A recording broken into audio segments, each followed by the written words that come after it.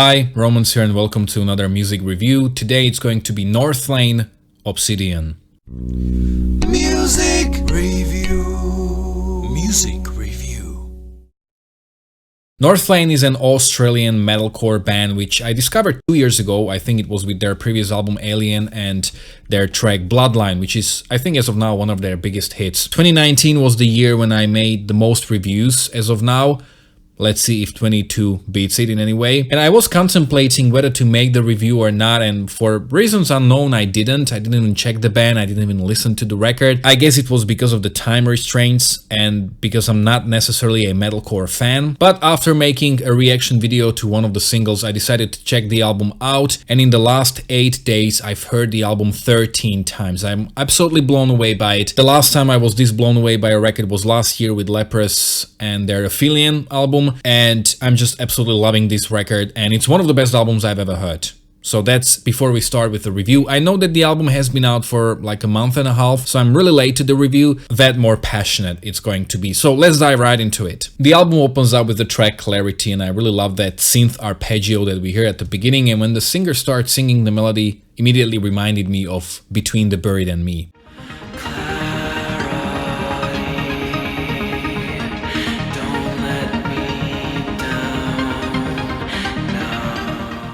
This is quite possibly the heaviest track on the album because apart from the beginning there isn't really that much melody going on, and I especially like that mid section which is just so strange rhythmically. And I remember when I listened to the album for the first couple of listens, some of the sounds I thought were outside of the music. I was like, whoa, is there somebody like hitting stuff randomly? But no, it was actually the music, and it's very interesting.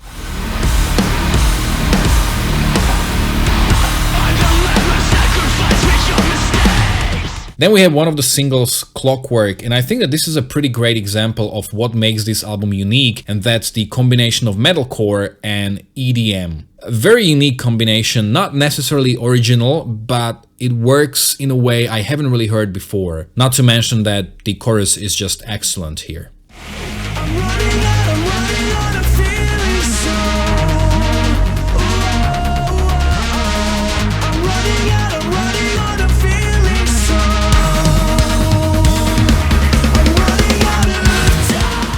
Echo Chamber, another single, has even stronger EDM vibe and an absolutely stunning chorus.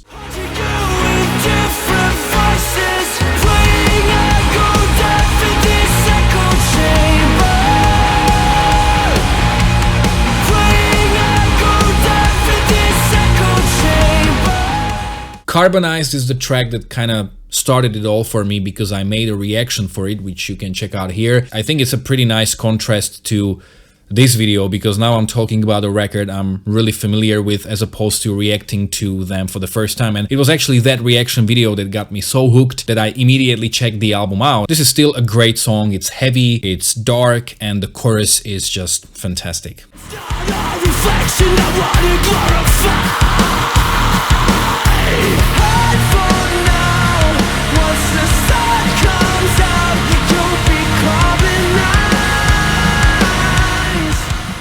Another cool track is Abomination, which has this almost like an industrial prodigy-like vibe. And it's interesting that this is, again, one of those few tracks that's not really that melodic, but it's just so catchy, especially that phrase, re-emerging like a monster. I can't really do it, but it's so catchy and it's immediately stuck in your head, and you don't even need to have necessarily a great melody. Sometimes it's a cool catchphrase that you just kind of remember.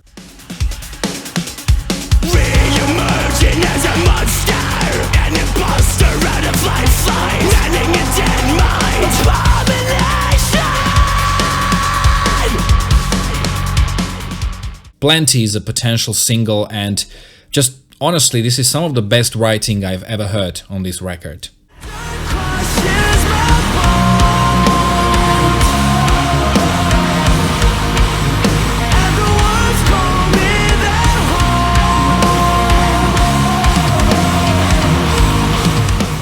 Is This a Test starts with a bass line that kind of brings 2000s alternative rock and alternative metal bands to mind. An interesting thing about this track is that there's this really strong tension throughout the whole running time, and the song never really resolves itself. It's like you're waiting for some kind of a climax or some kind of a moment where it all resolves itself, and it doesn't. And I think that it strengthens what the song is kind of going for.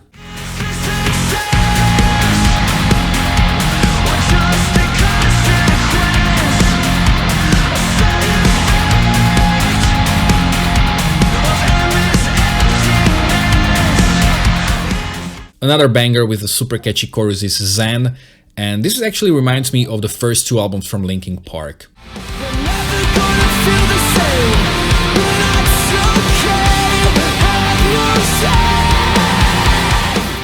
Also, the ambient climax and the drone-like ending of the song is very unexpected and in a very good way.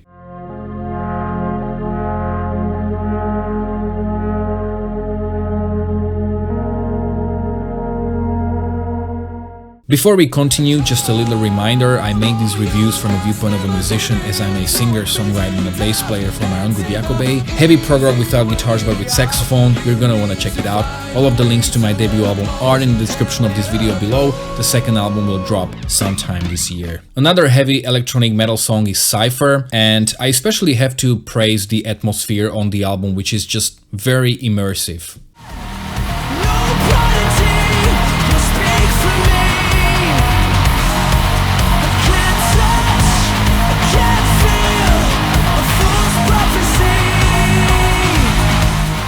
Nova is basically the ballad of the album. It has beautiful textures, fantastic melody. This could be a radio hit, and actually it kind of reminds me of the track Leave Out All the Rest or something like that from Linkin Park. My spirit exploding, chaos firing from the ruins, and pieces are falling.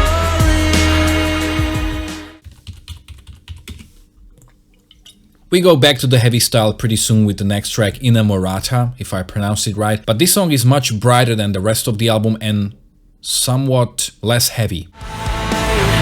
It's shining through me, my flame ascends, now it's my turn to burn for you. The title track Obsidian starts in a more like an ambient way. It's bright and hopeful, but it gets heavy after this, really heavy.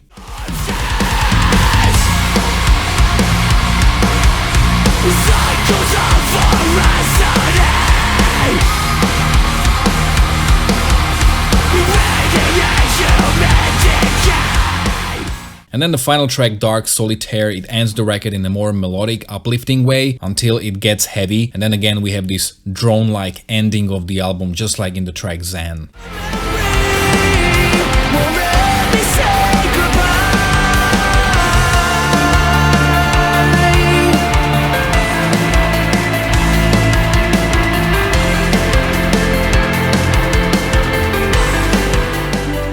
I think you already know my final thoughts about this album. I'm absolutely blown away by it. There are two reasons why I'm considering this to be one of the best albums I've ever heard, and I'm kind of wondering how much it will hold up after repeated listenings. The reason one is that the album is very original and unique sounding. It's something that on paper shouldn't really work for me because I'm not really a big fan of metalcore, but the writing is just so good. Some of the best choruses I've ever heard, and it's just very engaging, and every repeated listening is rewarding because you can kind of remember quite a lot of stuff upon the first couple of listenings, but the record just keeps giving you more and more the more you revisit it. And the second reason, which is more important for me, it inspires me. When I was listening to this record, I was like, wow, I should try something like this, or I want to do something like this in my, on my future records, in my future music. Have you heard this album already? If you have, you can let me know in the comment section below whether you agreed or disagreed with me. If you are a Northlane fan, you can let me know how well do you think it compares to their previous records, maybe which one is your favorite one or which one should I check next. All the links where you can follow me are in the description of this video below, along with the link to my Spotify playlist, which I'm updating every 2 weeks. And I'm pretty sure you're gonna find a lot of great stuff there, so go check it out. Also, if you like this review, don't forget to like, to share, to subscribe. You can check out my own original music, my live performances, my pretty popular Worst to Best series, and quite a lot of other reviews, reaction videos and whatnot as well. Thanks a lot for watching.